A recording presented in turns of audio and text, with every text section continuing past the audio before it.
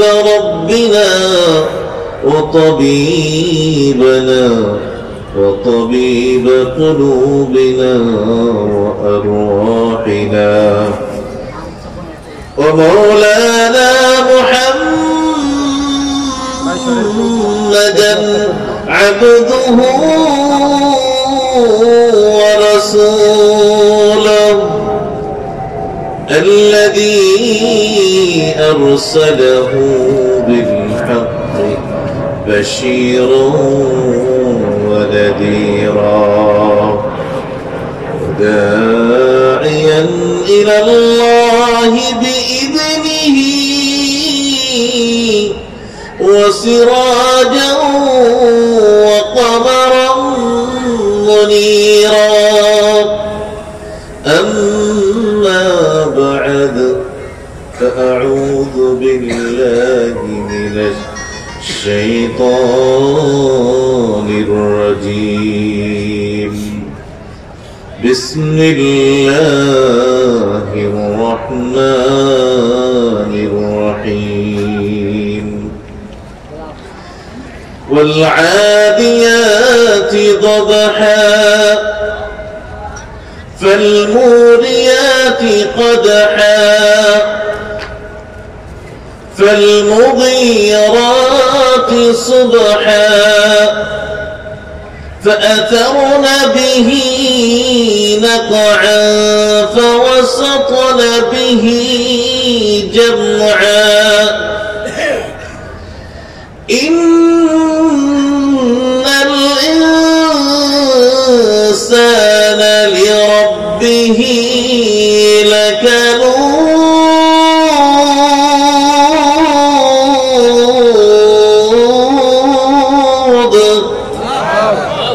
وإنه على ذلك لشهيد وإنه لحب الخير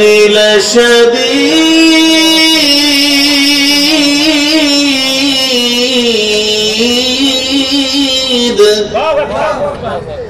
أفلا يعلم إذا بعثر ما في القبور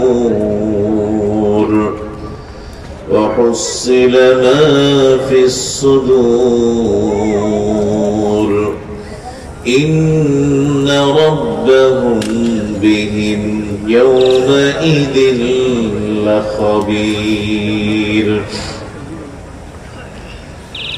وقال سبحانه وتعالى آمرا ومخبرا للمؤمنين وللمؤمنات إلى يوم القيامة إن الله وملائكته يصلون على النبي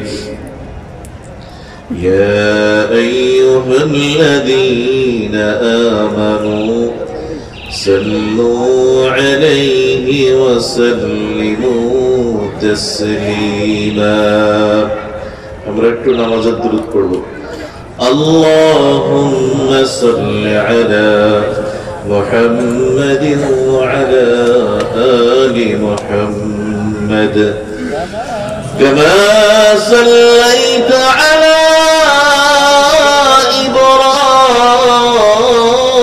إبراهيم وعلى آل إبراهيم إنك حميد مجيد اللهم بارك على محمد وعلى آل محمد كما باركت على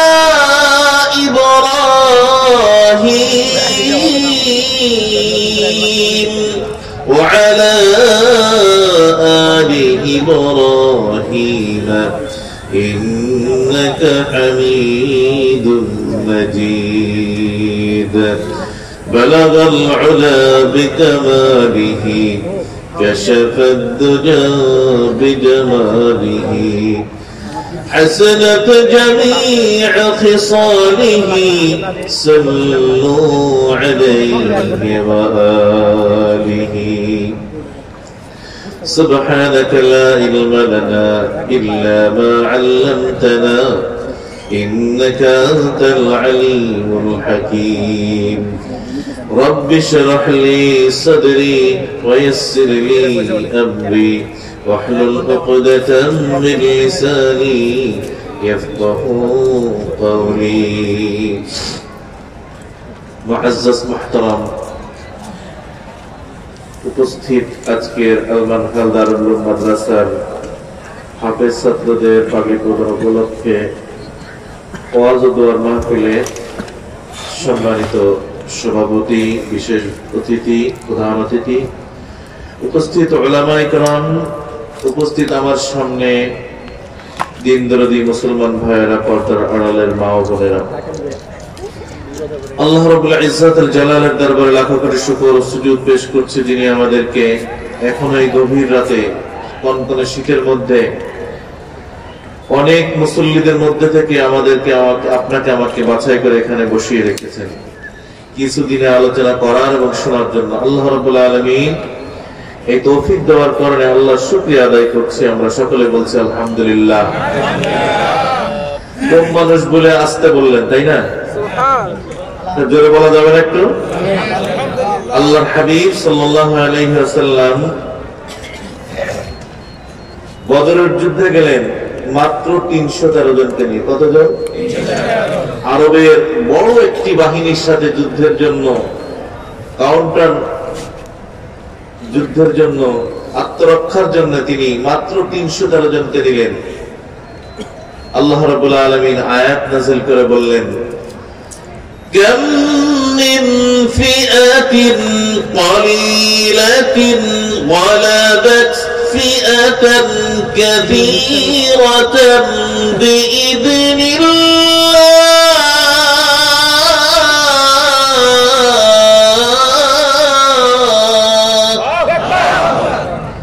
আল্লাহ রাব্বুল আলামিন জানিয়ে দিলেন স্বল্প লোকের কোনো সমস্যা নয়, আল্লাহ রাব্বুল আলামিন অল্প সংখ্যক লোক দিয়ে অনেক বড় বাহিনীর উপরে বিজয় দান করতে পারে।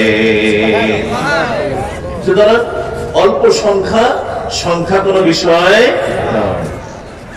এখানে আমরা যারা বসে আছি দ্বীনের টানে, কোরআনের টানে বসে আছি, ঠিক কিনা বলেন? যারা চলে গেছেন অবশ্যই তাদের কিছু জরুরত ছিল, আমাদেরকে আল্লাহ রাব্বুল আলামিন দ্বীনের জন্য কবুল করে কিছু সময় বসিয়েছেন।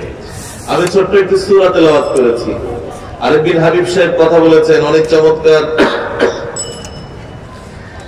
দাওয়াত দেওয়ার ক্ষেত্রে যেই জিনিসগুলো বিশেষ লক্ষণীয় সেটার উপর নিয়ে আলোচনা করেছেন।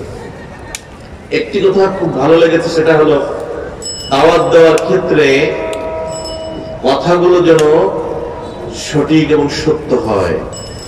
সেটা যদি কেউ নাও শুনতে চায়, যদি সবাই চলেও যায়, আমি একা বসে থাকি, তবু আমি এটা শুনবো। আর আমার কাজ সেটা বলে দেওয়া। সবাই কানে হাত দিলেও আমার আসে যায় না, সবাই চলে গেলেও আসে যায় না। আমি তো ওই দেশে 950 বছর তো আর দাওয়াত দিই নাই, দিছি অল্প সময় আমরা কিছু কথা বলবো। আল্লাহ রাব্বুল আলামিন কবুল করেন, আমিন। আমি যে সূরাটি তেলাওয়াত করেছি এই সূরা সম্পর্কে আলোচনা করব অল্প সময়, একেবারে ইনশাআল্লাহ, এরপর দোয়া হয়ে যাবে।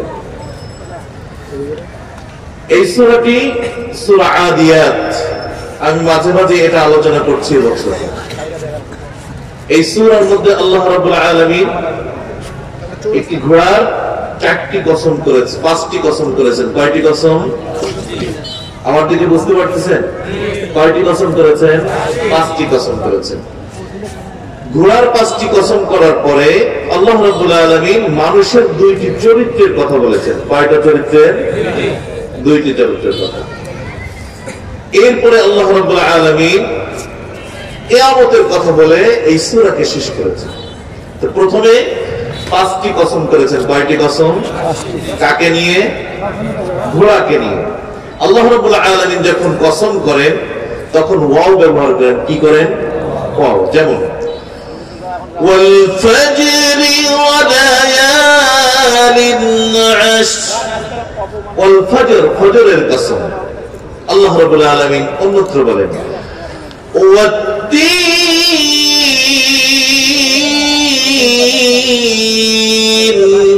তিনের কসম والزيتون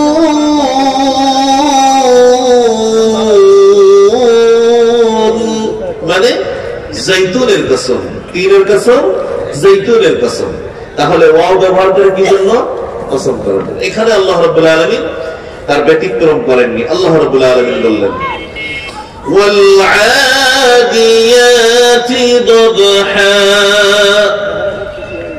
আল্লাহ রাব্বুল আলামিন ঘোড়ার কসম করেছেন ঘোড়ার একটি ক্যারেক্টারের কসম করে আল্লাহ রাব্বুল আলামিন বলেন ওই ঘোড়ার কসম যেই ঘোড়াটি তার মুনিবকে নিয়ে ঊর্ধ্বশ্বাসে সামনের দিকে ধাবমান হয় আল্লাহ রাব্বুল আলামিন সেই ঘোড়ার কসম করেছেন কিসের কসম করেছেন কি কসম করেছেন যে ঘোড়াটি তার মুনিবকে নিয়ে সামনের দিকে একেবারে যত শক্তি আছে তাই দিয়ে দৌড়ায় তাহলে ঘোড়ার যে ক্যারেক্টারের কথা বলেছেন সেটা হলো ঘোড়ার সমস্ত শক্তি দিয়ে সামনের দিকে দৌড়ায় এমন ঘোড়ার কসম প্রথম শব্দটা বলছে আল্লাহ রাব্বুল আলামিন বলেন ওয়ালআদিয়াতি দবহা ওই ঘোড়ার কসম যেই ঘোড়াটি তার মুনিবকে নিয়ে সামনের দিকে ঊর্ধ্বশ্বাসে ধাবমান হয় এই কথাটা বোঝা গেছে না আল্লাহ রাব্বুল আলামিন প্রথম কসম করলেন ওয়ালআদিয়াতি দবহা ওই ঘোড়ার কসম যেই ঘোড়াটি তার মুনিবকে নিয়ে সামনের দিকে ঊর্ধ্বশ্বাসে ধাবমান হয় দ্বিতীয় কসম করলেন আল্লাহ রাব্বুল আলামিন বলেন ওয়ালআদিয়াতি দবহা ফালমুরিয়াতি কদহা ওই ঘোড়ার কসম যেই ঘোড়াটি তার মুনিবকে নিয়ে চলার সময় তার খুরের আঘাতে অগ্নি স্ফুলিঙ্গ নির্গত হয় এমন ঘোড়াটির কসম আল্লাহ রাব্বুল আলামিন দুই নম্বর কসম করেছেন কিসের কথা বলেন কিসের কসম করেছেন ঘোড়ার কসম করেছেন কিসের কসম প্রথম কসমটা কার ঘোড়ার ঊর্ধ্বশ্বাসে ধাবমান ঘোড়ার কসম দ্বিতীয় নম্বর কসমটা হলো পায়ের খুরের আঘাতে অগ্নি স্ফুলিঙ্গ নির্গতকারী ঘোড়ার কসম প্রথম কসম করলেন ওয়ালআদিয়াতি দবহা ফালমুরিয়াতি কদহা ফালমুগীরাতি সুবহা দ্বিতীয় নম্বর কসম করলেন ওই ঘোড়ার কসম যেই ঘোড়াটি তার মুনিবকে নিয়ে সকালবেলা তার শত্রুর শিবিরে আক্রমণ করে সেই ঘোড়াটির কসম বলেন তো তিন নম্বর কসমটা কিসের করেছেন যারা বলেন আমার সাথে কথা না বললে কিন্তু তাফসীর হচ্ছে এটা চমৎকার একটা তাফসীর এই তাফসীরটা শুনলে আপনার মন ভরে যাবে প্রথম কসম কিসের করেছে ঘোড়ার কসম দ্বিতীয় নম্বর ঘোড়ার কসম তৃতীয় নম্বর ঘোড়ার কসম ঘোড়ার প্রথম ক্যারেক্টার আল্লাহ রাব্বুল আলামিন বলেন সামনের দিকে ঊর্ধ্বশ্বাসে ধাবমান ঘোড়ার কসম দ্বিতীয় নম্বরের ঘোড়া বললেন এমন ঘোড়া যার চলার সময় তার খুরের আঘাতে অগ্নি স্ফুলিঙ্গ নির্গত হয় তিন নম্বরে বলেন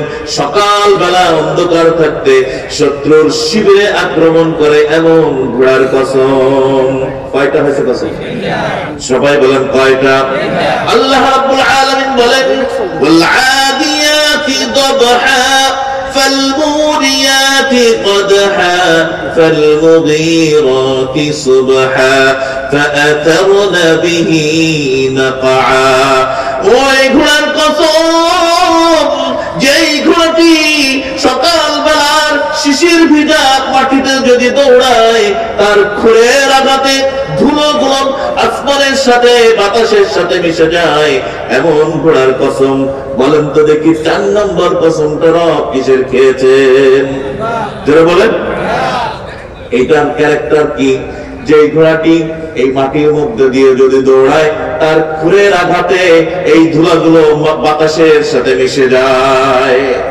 চারটে কসম করেছেন ওয়ালআদিয়াতি ضبحا فالموريات قدحا فالمغيرات صبحا فأثرن به نقعا فوسطن به جمعا আল্লাহ পঞ্চম নম্বর কসম করলেন ওই ঘোড়ার কসম যেই ঘোড়াটি শত্রুর ভিড়ের মধ্যে যে আক্রমণ করে ওই ঘোড়াটির কসম। 5 নম্বর কসম কিসের করেছেন? সবাই বলেন কিসের করেছেন? ওই ঘোড়ার কসম যেই ঘোড়াটি তার মালিককে নিয়ে শত্রুর ভিড়ের মধ্যে যে আক্রমণ করে বসে। আল্লাহ রাব্বুল আলামিন 5টা কসম করেছেন, কারণ হলো ঘোড়ার কসম করে আরব জাতিকে বোঝালেন তোমরা ঘোড়া সম্পর্কে ভালো জানো, ঘোড়া নিয়ে খেলা করো, ঘোড়ার কাপড় দাও, ঘোড়া যুদ্ধে ব্যবহার করো, ঘোড়ার উপমা দিলে, ঘোড়ার এক্সাম্পল দিলে তোমরা বুঝবা। এজন্যই তোমাদেরকে বললাম ওয়াল আদিয়াতি দবহা فالموريات قدحا فالمغيرات صبحا فأثرن به نقعا فوسطن به جمعا। এরপরে আল্লাহ রাব্বুল আলামিন থিম চেঞ্জ করলেন, বিষয় চেঞ্জ করে বললেন ইন্নাল ইনসানা লিরাব্বিহি লাকানুদ।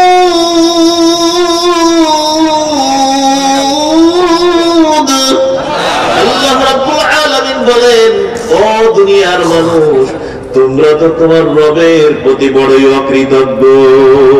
বলেন তো 5টা কসম করার সাথে মানুষকে যে অকৃতজ্ঞ বললেন এর কোনো মিল আছে নাকি? দেখা দৃষ্টিতে কোনো মিল খুঁজে পাই না।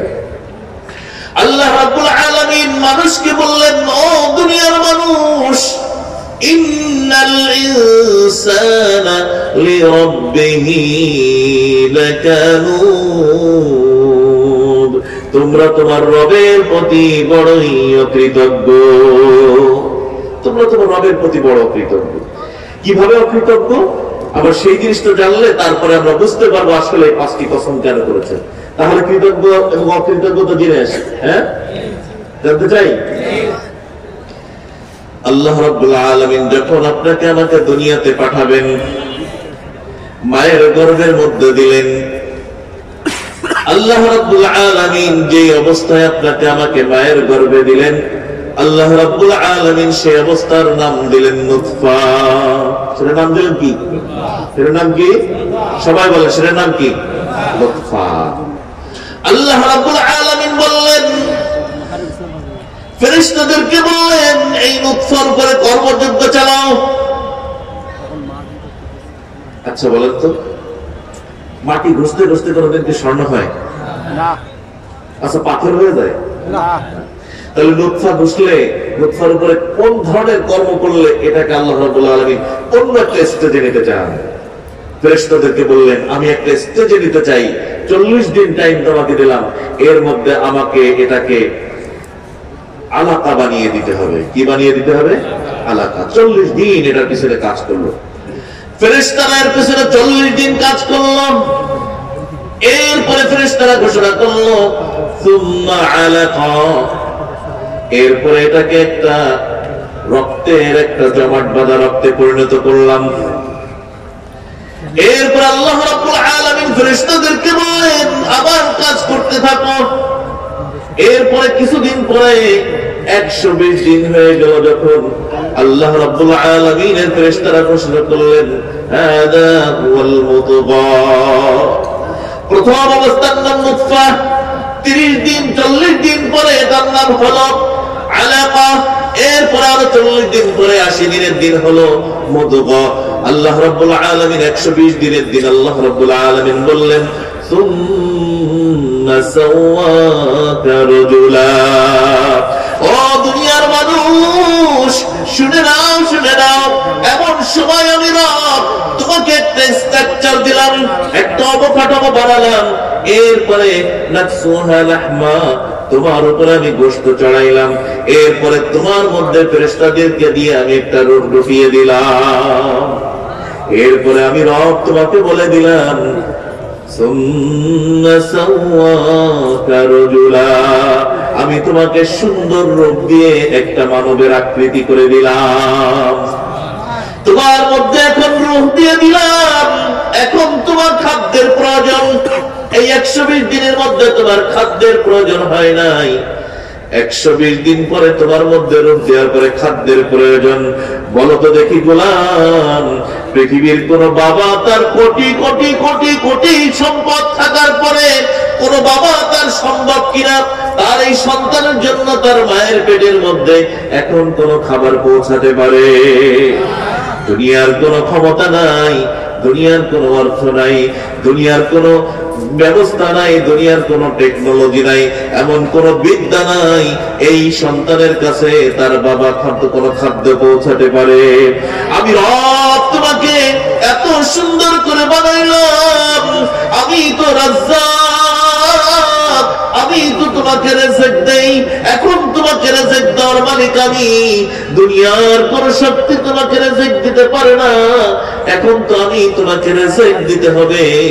আমি রব তোমার নারীর সাথে তোমার মায়ের নারীর একটা সংযোগ স্থাপন করে দিলাম, এখন তোমার মায়ের নারীর থেকে তোমার এই নাভি দিয়ে খাবার পৌঁছে যায়।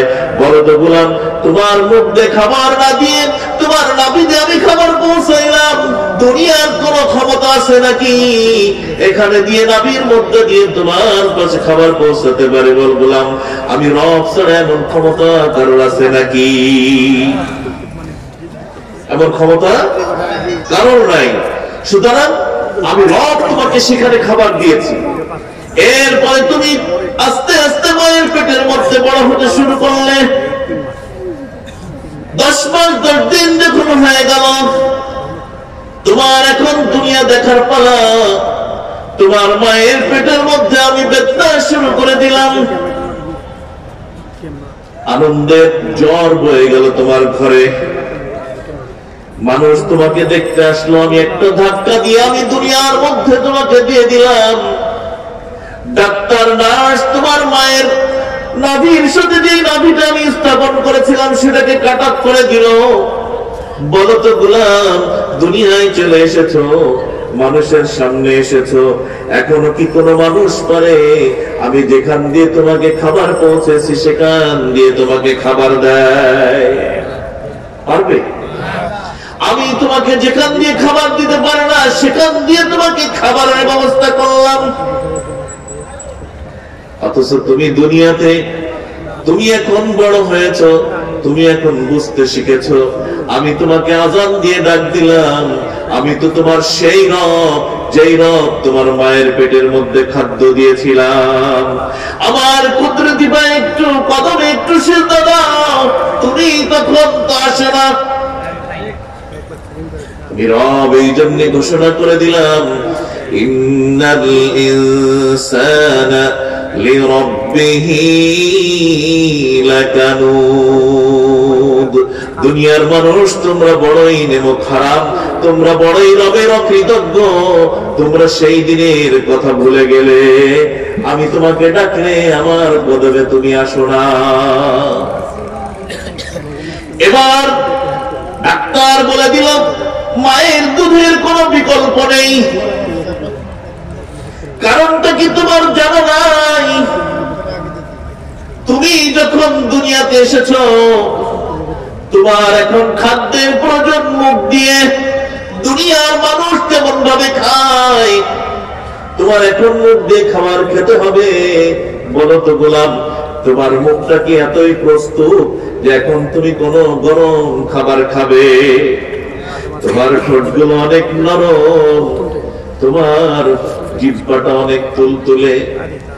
কেবলই তুমি দুনিয়ার আলো বাতাস পেয়েছো, দুনিয়ার গরম তোমার সহ্য হয় না, দুনিয়ার ঠান্ডা তুমি তোমার মুখের মধ্যে তুমি সহ্য করতে পারবে না, সর্দি হয়ে যাবে।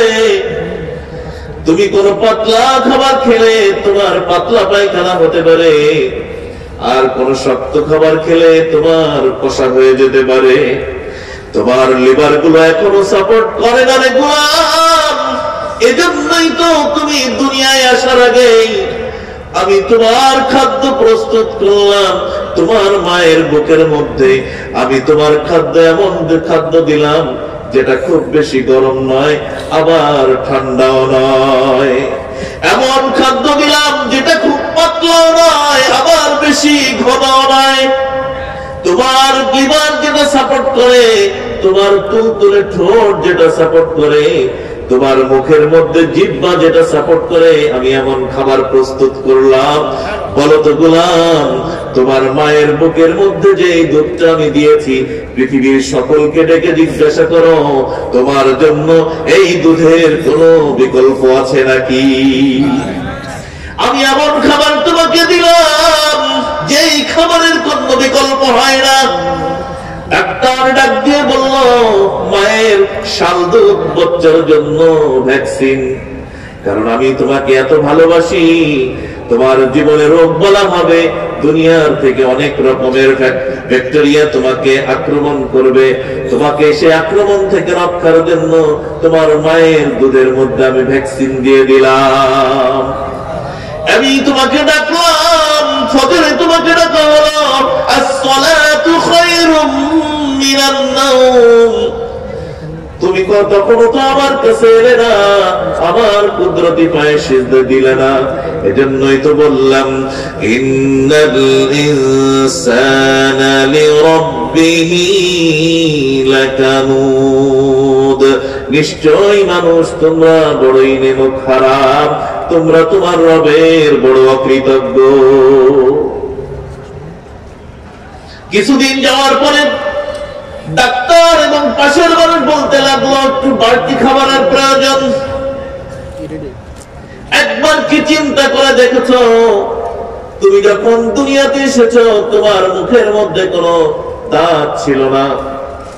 তোমার বাড়িতে গাভী জন্মগ্রহণ করে তার মুখে দাঁত থাকে, কুকুর জন্মগ্রহণ করে দাঁত থাকে, বিড়াল জন্মগ্রহণ করে দাঁত থাকে।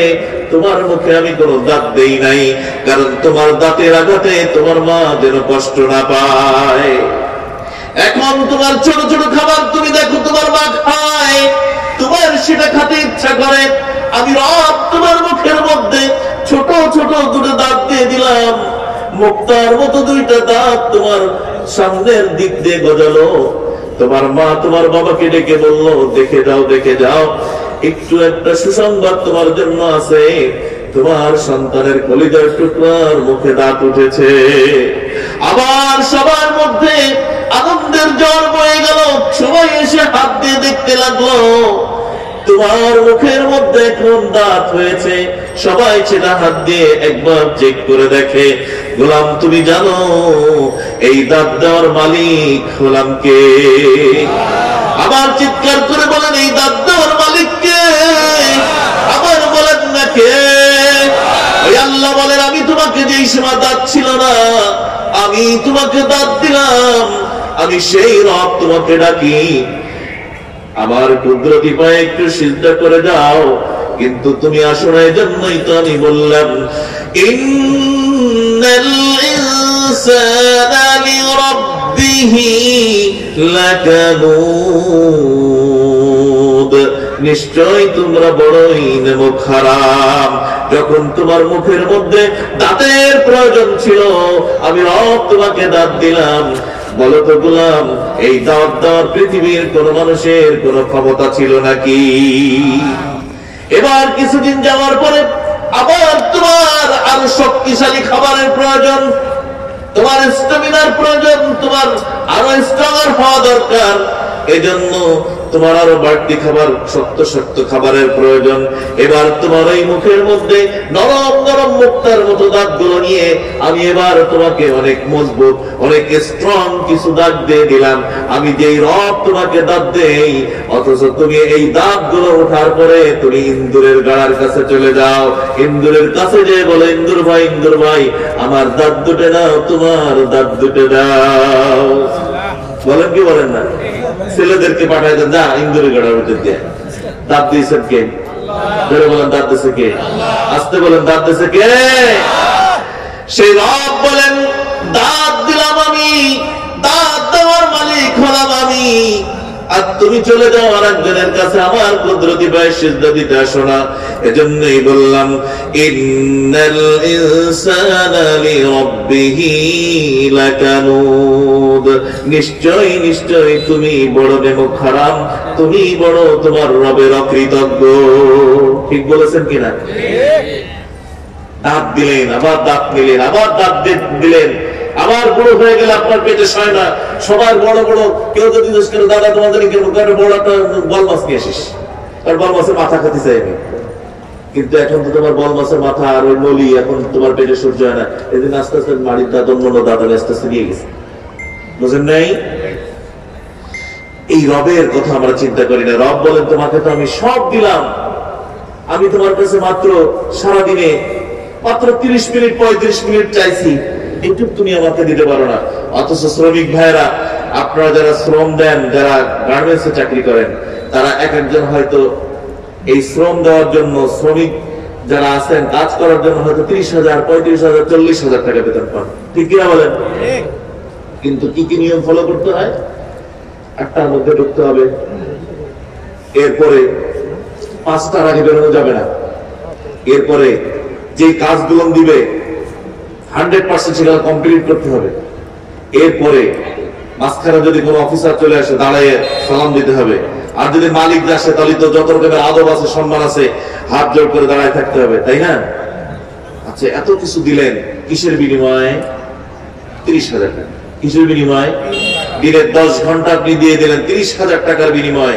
আপনার রব আপনাকে একটা চোখ দিয়েছেন, অমূল্য সম্পদ।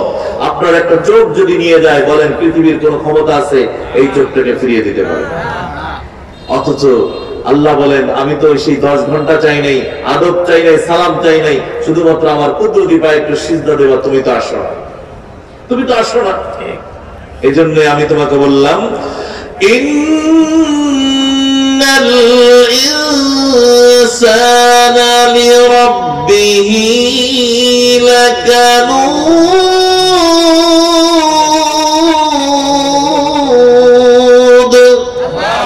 নিশ্চয়ই তুমি তোমার রবের প্রতি বড় অকৃতজ্ঞ। আমরা সবাই অকৃতজ্ঞ। আমরা একজন স্কুল টিচার, ঢোকার সময় সমস্ত রকমের নিয়ম কানুন ফলো করে আমার স্কুলে চাকরি করতে হয়। আমার একজন গার্মেন্টস শ্রমিক, সমস্ত এই গার্মেন্টস এর নিয়ম কানুন সবকিছু মেনে ওখানে আমার শ্রম দিতে হয়, তারপরে 30,000 টাকা আসে। আর রব এত পরিমাণ নিয়ামত আপনাকে দিলেন, মাত্র 30 মিনিট 35 মিনিট সারাদিনে চেয়েছেন। সকালে মাত্র 2 রাকাত নামাজ, জোহরে মাত্র 4 রাকাত ফরজ, আসরে 4 রাকাত, মাগরিবে 3 রাকাত, ইশায় মাত্র 4 রাকাত, কিন্তু আমার সময় নেই। এজন্যই বললেন ইন্নাল ইনসানা লিরাব্বিহি লাকানুদ। আল্লাহ রাব্বুল আলামিন প্রথম কসম করেছিলেন কিসের? ঘোড়ার। দ্বিতীয় কসম ঘোড়ার, তৃতীয় কসম ঘোড়ার, চতুর্থ কসম, পঞ্চম কসম ঘোড়ার। প্রথম কসম করেছিলেন কোন ঘোড়া? যেই ঘোড়াটি তার মুনিবকে নিয়ে ঊর্ধ্বশ্বাসে সামনের দিকে ধাবমান হয়। আমি আপনাদেরকে প্রশ্ন করি, এই ঘোড়াটি তার মুনিবকে নিয়ে সামনের দিকে ধাবমান হয় কি কারণে? 2টা কারণ। কয়টা কারণ? সবাই হাত দেখান। কয়টা কারণ? এটা লাগবে আমাদের। কয়টা কারণ? 2টা কারণ। 1 নম্বর কারণ, ঘোড়া জানে আমার পিঠে যে মালিক বসে আছে, সে বাড়িতে গেলে আমার থাকার জায়গা দেবে। কি দেবে? 2 নম্বর কারণ, আমার মালিক আমাকে বাড়িতে গেলে খাবার দেবে। কি দেবে?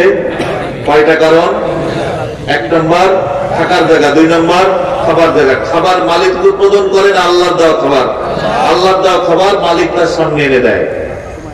আচ্ছা বলেন, তার জীবন দিয়ে সামনের দিকে ধাবমান হয় কয়টা কারণ?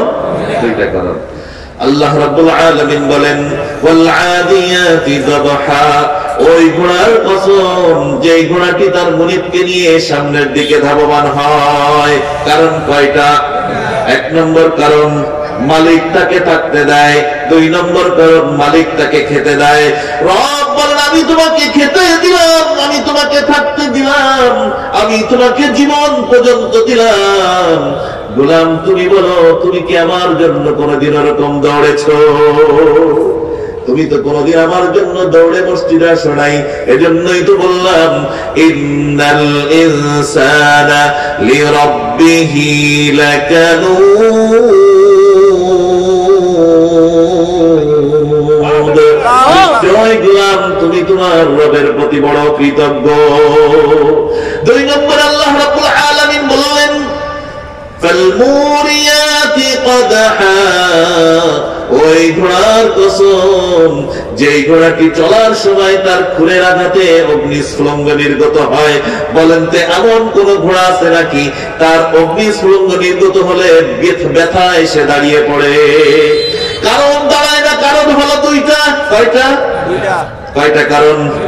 কারণ তার পিঠে মুনিব আছে, তার মুনিব বাড়িতে গেলে তাকে খাবার দেয়, আর বাড়িতে যাওয়ার পরে তাকে থাকার জন্য জায়গা দেয়। আল্লাহ রাব্বুল আলামিন বুঝাতে চাইলেন, ও দুনিয়ার মানুষ, আমি তো তোমাকে খাবার দিলাম, আমি তোমাকে থাকতে দেই, আমি তোমাকে জীবন দেই, আমি তোমাকে মৃত্যু দেই, দুনিয়ার হাজার নেয়ামত দিয়ে তোমাকে আমি ভূষিত করলাম। গোলাম, তুমি কি কখনো আমার দরবারে তুমি এসেছো, তুমি একটু ব্যথা পাওয়ার সাথে সাথেই বলো আমি টায়ার্ড, আমি আজকে অসুস্থ, বিবি তোমাকে ডাকে নামাজের টাইম ওঠো, না না আজকে যেতে পারবো না, আমার শরীরে জ্বর। ঘোড়া কখনো দাঁড়ায় না। ঘোড়া দুইটা জিনিসের কারণে তার মুনিবের যে কৃতজ্ঞতা বোধ ঘোড়ার মধ্যে আছে। দুনিয়ার মানুষ, তোমাকে আমি আকল দিলাম, তোমাকে আমি জ্ঞান বুদ্ধি দিলাম, তোমাকে সব রকমের সবকিছু দেওয়ার পরেও তুমি আমার দরবারে এলে না। এজন্যই বললাম ইন্নাল ইনসানা লিরাব্বিহি লাকানুদ, নিশ্চয় তুমি তোমার রবের বড় কৃতজ্ঞ। কয়টা কারণ? ঘোড়া তার মুনিব কিনে দৌড়ায় কয়টা কারণ? সামনের দিকে দৌড়ায় দুইটা কারণে। والعاديات ضبحا فالموريات قدحا فالمغيرات صبحا, ঘোড়া তার মুরিদকে নিয়ে অন্ধকার থাকতে সকালবেলা শত্রুর শিবির আক্রমণ করে। কারণ কয়টা? কারণ কয়টা? কোনদিন বলে নাই আজকে আমি অসুস্থ, সারা রাত ফেসবুক দেখেছি, ঘুমাইতে পারি নাই, এটা কোনদিন বলে নাই। ঘোড়া কোনদিন বলে নাই আমি আজকে একটু অসুস্থ, আমার শরীরটা ভালো না, ম্যাচম্যাচ করছে, আজকে আমি সকালবেলা যেতে পারবো না, দুপুর হলে যাব। দুনিয়ার মানুষ, তোমাকে যখন ডাকা হলো, ফজরে যখন বলা হলো আসসালাতু খায়রুম মিনান নাওম, তখন তোমার শরীর ভালো না, তখন তোমার সারা রাত্র ঘুম হয় নাই, তুমি নিজের বিছানায় কম্বল মুড়ি দিয়ে শুয়ে থাকলে। ঘোড়া তার মুনিবের দুইটা কারণে এতই বড় কৃতজ্ঞ, সে ভোরবেলা ডাক দেওয়ার সাথে সাথে উঠে চলে যায়। তুমি বলো ঘোড়ার মতো তোমার মধ্যে কৃতজ্ঞতা বোধ আছে নাকি? তোমার মধ্যে কৃতজ্ঞতা বোধ নাই। এজন্যই বললাম ইন্নাল ইনসানা লিরাব্বিহি লাকানুদ,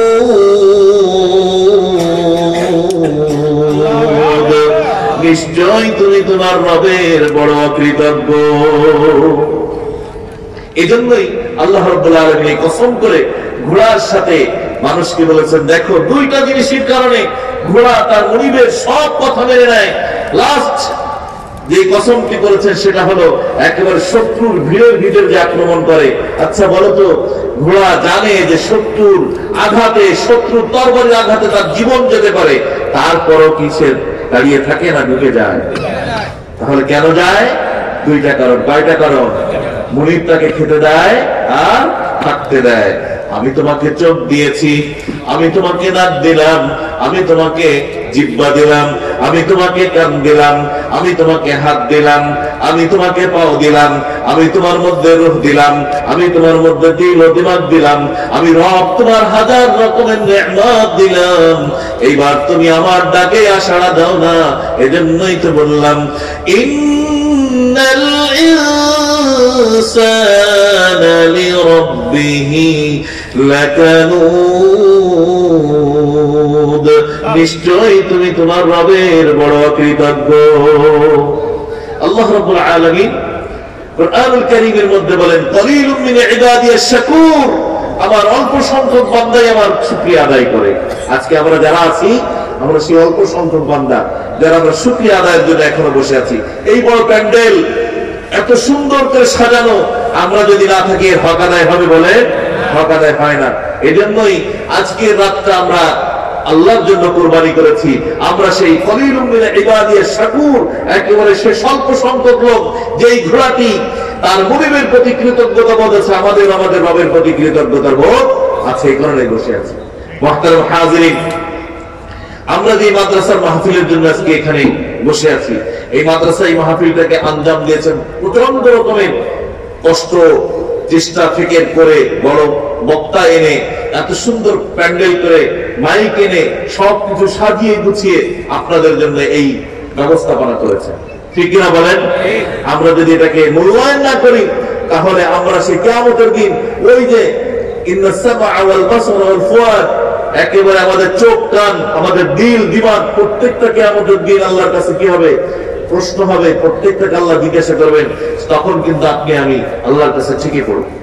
মুহতারাম হাজিরিন, আমরা যারা এসেছি, আমরা আল্লাহ রাব্বুল আলামিনকে একনিষ্ঠভাবে ভালোবাসি।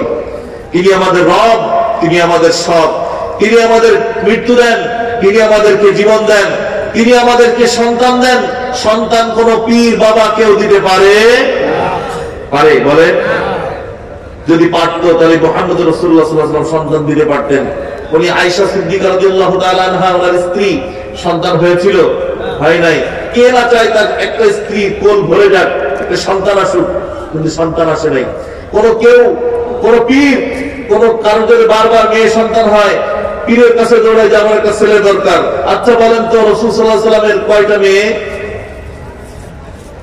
ছেলে বেঁচে ছিল? তোমরা ছেলে কেন রাখতে পারলেন না? যদি ছেলেই রাখতে পারবেন, তাহলে উনি কেন রাখলেন না? সুতরাং ছেলে এবং মেয়ে দেওয়ার মালিক কে? আসতে বলেন কে? আমাদেরকে সন্তান দেওয়ার মালিক কে? আল্লাহ। আল্লাহ বলেন, আমি তোমাকে সন্তান দেই আর তুমি দৌড়ে চলে যাও আরেকজনের কাছে। এজন্যই বলেছি, ইন্নাল ইনসানা লিরাব্বিহি লাকানুত ওয়া ইন্নাহু আলা যালিকা লাশাহীদ। এটা তুমিও জানো, এই ব্যাপারটা তোমার কাছে স্পষ্ট। ওয়া ইন্নাহু লিহুব্বিল খায়রি লাশাদীদ। একটা হলো তুমি রবের প্রতি বড় অকৃতজ্ঞ, দ্বিতীয় নম্বর হলো দুনিয়াকে বেশি মহব্বত করো। এই দুইটা ক্যারেক্টারের কথা আল্লাহ রাব্বুল আলামিন এই সূরার মধ্যে বলেছেন। যখন আপনি নামাজে পড়বেন, দেখবেন নামাজে ইমাম সাহেব পড়ছে, যখন এই কথাটা আলোচনা, ইমাম হুজুর তো বলেছিল যে এই সূরার মধ্যে 5টা কসম করেছে ঘোড়ার, এরপরে দুইটা ক্যারেক্টারের কথা আমাদের বলেছেন, তখন দেখবেন নামাজের মধ্যে মন আর অন্যদিকে যাবে না। মুহতারাম হাজিরিন, আমরা দুনিয়া থেকে সবাই চলে যাব, কেউ কি থাকতে পারবো বলেন? যাওয়ার পরে আল্লাহ রাব্বুল আলামিন দুইটা ভাগ করে ফেলবেন। সবাইকে কয়টা ভাগ করবেন? দুইটা ভাগ করে ফেলবেন। এক পক্ষে থাকবে মুজরিম, কাফের, মুনাফিক, আর এক পক্ষে থাকবে মুমিন। আল্লাহ রাব্বুল আলামিন বলেন, وَسِيقَ الَّذِينَ كَفَرُوا إِلَى جَهَنَّمَ زُمَرًا। কাফেরদেরকে আল্লাহ রাব্বুল আলামিন একটা শিকল বন্দী করে ধাক্কাতে জাহান্নামের দিকে নিয়ে যাবেন। وَسِيقَ الَّذِينَ كَفَرُوا إِلَى جَهَنَّمَ زُمَرًا حَتَّى إِذَا جَاءُوهَا فُتِحَتْ أَبْوَابُهَا। যখন যাবেন তিনি, এই কাফেরদেরকে ধাক্কাতে নেওয়ার পরে জাহান্নামের দরজা খুলে দেওয়া হবে। وقال لهم خزنتها, জাহান্নামের দারোগাটাকে ডাক দিয়ে বলবেন, জাহান্নামের যে ফেরেশতা, তিনি ডাক দিয়ে বলবেন কি, وقال لهم خزنتها ألم يأتكم رسل منكم, তোমাদের কাছে কি কোনো মেসেঞ্জার যায় নাই? তোমাদের কাছে কি কোনোদিন উলামায়ে কেরাম যে ওয়াজ করে শোনায় নাই? এই দিনের কথা কি তোমাদের কাছে কোনো উলামায়ে কেরাম বলে নাই? তোমাদের কাছে কি কোনো মেসেঞ্জার যায় নাই? কোন মেসেজ কি তুমি পাও নাই? وقال لهم خزنتها ألم يأتكم رسل منكم يتلو عليكم آيات ربكم وينذرونكم لقاء يومكم হাদা, এই দিন সম্পর্কে কি তোমাকে কোনো ধারণা দেয় নাই? তোমাকে কি কোনো খবর কেউ পৌঁছায় নাই? তারা সকলে বলবে বালা, হা হা পৌঁছেছিল তো, অনেক খবর পৌঁছেছে, আমরা এটাকে বিশ্বাস করি নাই, আমলে নেই নাই, এটাকে আমরা গুরুত্বের সাথে নেই নাই। আল্লাহ রাব্বুল আলামিন সেদিন তাদেরকে জাহান্নামে দিবেন। তারা বলতে থাকবেন ওয়ালাকিন হাক্কাত কালিমাতুল আযাবি আলাল কাফিরিন, কাফেরদের জন্য সেদিন সেই জাহান্নামের আযাব নির্ধারিত হয়ে যাবে। অন্যদিকে যারা মুমিন থাকবেন তাদেরকে আল্লাহ রাব্বুল আলামিন কিয়ামতের দিন আল্লাহ রাব্বুল আলামিন তাদেরকে স্বাগত জানাবেন, আহলান ওয়া সাহলান ওয়া মারহাবা। আল্লাহ রাব্বুল আলামিন সে কথাটিও বলেছেন, ওয়াসিকাল্লাযীনা ইত্তাকাউ রাব্বাহুম ইলাল জান্নাতি যুমারা। আল্লাহ রাব্বুল আলামিন মুমিনদেরকে জান্নাতের দিকে নিয়ে যাবেন, জান্নাতের দিকে আহলান সাহলান বলে তাদেরকে স্বাগত জানানো হবে। হাত্তা ইযা জাউহা ওয়া ফুতিহাত আবওয়াবুহা, যখন জাহান্নামের কাছে জান্নাতের কাছে যাবে, জান্নাতের ফেরেশতা তাদের জন্য দরজা খুলে দিবে। খুলে দেওয়ার সাথে সাথে বলবে সালাম, তোমার প্রতি শান্তি বর্ষিত হোক, সালামুন আলাইকুম তিবতুম ফাদখুলুহা খালিদিন, শান্তির সাথে প্রবেশ করো, শান্তির জন্য এই অবস্থান। আজকে তোমরা জান্নাতের মধ্যে শান্তি প্রশান্তির সাথে প্রবেশ করো। সালামুন আলাইকুম তিবতুম ফাদখুলুহা খালিদিন, চিরস্থায়ী জান্নাত। এই জান্নাত থেকে আর কোনদিন বের হতে হবে না, এখানে কোনো মৃত্যু নেই, একেবারে আজীবন কালের জন্য তোমার জান্নাত। আমরা সকলে তখন কি বলবো জানেন?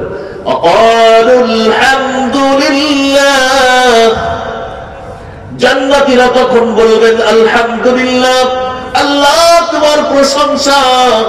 আকালুল হামদুলিল্লাহ হিল্লাযী সাদাকানা ওয়া'দাহু, যিনি তার সেই ওয়াদাকে আজকে বাস্তবায়ন করেছেন। তিনি যে ওয়াদা করেছিলেন মুমিনদেরকে জান্নাত দিবেন, ইন্নাল্লাহা ইশতারা মিনাল মুমিনিনা আনফুসাহুম ওয়া আমওয়ালুহুম বিআন্না লাহুমুল জান্নাহ, তাদের মাল এবং সম্পদের বিনিময়ে যে জান্নাত চেয়েছিলাম আমাদেরকে সেই জান্নাত দিয়ে দিলেন। সুতরাং তার ওয়াদা তিনি পালন করেছেন। দুইটা জিনিসের বিনিময়ে জান্নাত দিবেন। কয়টা জিনিস? এক নম্বর মাল, আর এক নম্বর জান। জান এবং মালের বিনিময়। কয়টা জিনিসের বিনিময়? জান এবং মালের বিনিময় জান্নাত দিবেন।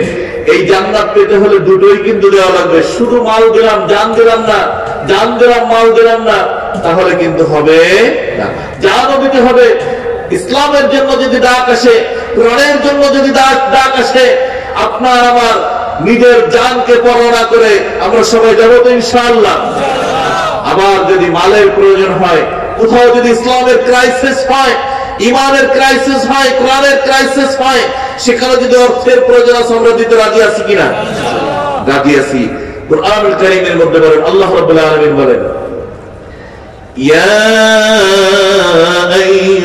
আইয়ুহাল্লাযীনা আমানু আনফিকু মিম্মা রাযাকনাকুম। আল্লাহ রাব্বুল আলামিন বলেন, ও ঈমানদাররা, আমি যেটা রিজিক দিয়েছি সেখান থেকে কিছু আল্লাহর রাস্তায় খরচ করে দাও। ইয়া আইয়ুহাল্লাযীনা আমানু আনফিকু মিম্মা রাযাকনাকুম মিন ক্বাবলি আন ইয়াতিয়া ইয়াওমুন লা বাই'উ ফীহি ওয়ালা খুল্লাতুন ওয়ালা শাফাআ। ওই দিন আসার আগে যেই দিন কোন রকমের কোন বেচা কিনাও থাকবে না, যেই দিন কোন এই সম্পদ দিয়ে কোন সুপারিশ চলবে না, সেই দিন আসার আগে তুমি তোমার জীবনে যে অর্থ করি আছে এখান থেকে কিছু আল্লাহর রাস্তায় খরচ করে দাও। খরচ করে দেয় না ইনশাআল্লাহ ভাই? আবু বকর সিদ্দিক রাদিয়াল্লাহু তাআলা আনহু যদি হতে চান খরচ করতে হবে, উসমান যদি হতে চান খরচ করতে হবে। আবু বকর সিদ্দিক রাদিয়াল্লাহু তাআলার জীবনে মাত্র 40,000 টাকা কামাই করেছিলেন। কত টাকা? এই 40,000 গচ্ছিত টাকার 8,000 টাকা মক্কাতে রাসূলের হাতে দিয়ে দিয়েছেন যে ইসলামের কাজ করেন। বাকি কত? বাকি কত? এই 32,000 টাকা দিয়ে উনি গুলশানে বাড়ি করছে না ইংল্যান্ডে বাড়ি করছে? উনি 32,000 টাকায় মদিনায় নিয়ে আসছেন মাজায় গুজে। রসুলের সাথে কোথায় যেন বেঁধে যায়, রসুলের কোথায় যেন প্রয়োজন হয়, সব টাকাটা কোথায় করছেন? সাথে নিচ্ছেন। নেয়ার পরে মদিনাতে এসে এখন রসুলের নামাজের জায়গা নাই। রসুলের নামাজের প্রয়োজন, মসজিদের প্রয়োজন, মাদ্রাসার প্রয়োজন, আসহাবে সুফফাদের আছে কোথায় বসে পড়বে, মানুষ কোথায় নামাজ পড়বে, কোথায় দিন শিক্ষা হবে, ব্যবস্থা নেই। আবু বকর সিদ্দিক রাদিয়াল্লাহু তাআলা আনহু সেই 32,000 টাকা রাসূলের হাতে দিয়ে মসজিদে নববীর পূর্ণ জায়গা ক্রয় করার জন্য সহযোগিতা করে দিলেন। সুবহানাল্লাহ বলবেন না? আবু বকর সিদ্দিক এমনি হওয়া যায় বলেন? সব টাকা ব্যয় করে দিলেন। উসমান রাদিয়াল্লাহু তাআলা আনহু হতে চান? আমরা কারা উসমান হতে চাই? হাত উঁচু করে দেখাই। আবু বকর হতে চাই কারা কারা? আমরা সবাই আবু বকর হতে চাই, উসমান হতে চাই। আল্লাহ আপনি আমাদের কবুল করেন। জোরে বলেন কবুল করুন। আল্লাহ রাব্বুল আলামিন উসমান রাদিয়াল্লাহু তাআলাকে এমনি বানান নাই জিন্নুরাইন। আল্লাহ নবী সাল্লাল্লাহু আলাইহি ওয়াসাল্লাম মসজিদে নববীতে নামাজ পড়ান, সাহাবাদেরকে নিয়ে বসার জায়গা নেই। একটু পাশে জায়গা আছে, যেই জায়গাটা আপনারা হাজিরা গেলে দেখবেন রওজাতুল রিয়াজিল জান্নাহ, রাসূলের বাড়ি থেকে অল্প দূর। এই জায়গাটা খুবই প্রয়োজন, কিন্তু যার জায়গা তিনি দিতে চান না। রাসূল সাল্লাল্লাহু আলাইহি ওয়াসাল্লাম ঘোষণা করলেন যে এই জায়গাটি যে আমাকে ক্রয় করে মসজিদের ভবিষ্যতে সংযোগ করে দিবে, আমি তার জন্য জান্নাতের ওয়াদা করতেছি। উসমান রাদিয়াল্লাহু তাআলা মসজিদে উপস্থিত তাই রাতের বেলা উসমান রাদিয়াল্লাহু তাআলা আনহু বাড়িতে ফিরেছেন। সাহাবাদের মধ্যে কানা ঘুষা, হায়রে যদি আমার আজকে অর্থ থাকতো, আমার সামনে দিয়ে জান্নাত চলে যায়, জান্নাত ক্রয়ের মহাসুযোগ, জান্নাত নেওয়ার একটা মহাসুযোগ আজকে যায়। আমি যদি অর্থের মালিক হতাম, তাহলে আজকে ওই জায়গাটুক ক্রয় করে বিশ্ব নবীকে খুশি করে আমি জান্নাতের মালিক পেয়ে যেতাম। কানা ঘুষা চলতেছে। উসমান রাদিয়াল্লাহু তাআলা আনহু এই কানা ঘুষা শুনলেন, সাহাবাদেরকে জিজ্ঞাসা করলেন ব্যাপারটা কি। সাহাবারা বললেন, উসমান তুমি তো রাতে ছিলে না, বিশ্ব নবী বলেছেন যে এই ব্যক্তি এই জায়গাটুক ক্রয় করে মসজিদে নববীর সাথে এক করে দিবে, বিশ্ব নবী তার জন্য জান্নাতের ওয়াদা করেছেন। উসমান রাদিয়াল্লাহু তাআলা বেকরার হয়ে গেলেন, বেচাইন হয়ে গেলেন, ব্যস্ত হয়ে পড়লেন কিভাবে আজকে জান্নাত ক্রয় করা যায়। মহা সুযোগ হাতছাড়া হতে দেওয়া যাবে না। উসমান সেই জমির মালিকের বাড়িতে চলে গেলেন, বিভিন্ন ভাবে তাকে বোঝাতে লাগলেন, যত রকমের অফার তিনি জেনাই করতে লাগলো। এক পর্যায়ে রাগ হয়ে বলে, উসমান তোমার যেই বড় বাগিচাটা আছে, ওই বাগিচা যদি আমি তোমার কাছে এটার বিনিময়ে চাই, তাহলে কি তুমি দিতে রাজি আছো নাকি? উসমান বলে, তুমি তো আজকে আমার কাছে বাগিচা ছেড়ে নাও, তোমাকে আমি বাগিচা দিয়ে দিলাম, তুমি যদি আমার সব সম্পদ চেয়ে নিতে, আমি উসমান প্রস্তুত ছিলাম জান্নাতের বিনিময়ে সব সম্পদ গুলো আজকে তোমাকে দিয়ে দিতাম। উনি কি করছেন? উসমান রাদিয়াল্লাহু তাআলা একটা চামড়ার উপর লিখে গেছেন যে তুমি আমার ওই বাগান নিবা আর তোমার এই জমি আমাকে দিবা। লেখো, লেখে উসমান রাদিয়াল্লাহু তাআলা